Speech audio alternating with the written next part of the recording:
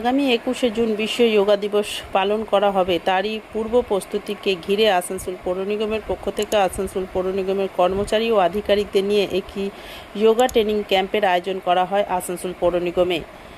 এই দিন যোগা ট্রেনারের কাছে আসানসোল পৌর নিগমের কর্মচারী ও আধিকারিকদের যোগা শেখানো হয়।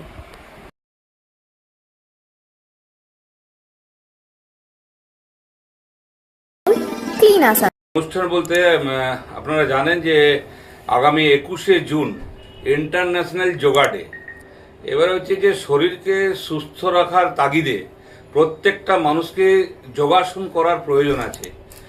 মেডিসিনে রয়েছে সেগুলো আমরা প্রতিরোধ করতে পারি বা সেই রোগ থেকে আমরা মুক্তি পেতে পারি, যার উদ্দেশ্য নিয়ে আজকের যে এই আমাদের আসানসোল কর্পোরেশনের হেড অফিসে যে ম্যাডামরা এসেছিলেন, আমাদের আসানসোল যে জিমের যে আমাদের ট্রেনার আছে, আমাদের স্টেডিয়ামে যারা ট্রেনার রয়েছেন তারা এসেছিলেন আমাদের ডাকে, এবং ওনারা এসে আমাদের সমস্ত স্টাফকে দেখালেন যে কিভাবে যোগা করতে হয় এবং যোগা করলে মানুষের কতটা উপকারিতা হয় সে বিষয়ে ওনারা বলেছেন।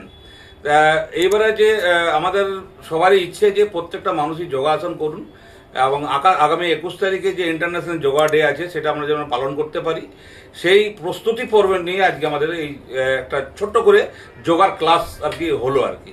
আজকে ডেটটা বলবেন। আজ হচ্ছে 8ই জুন সোমবার।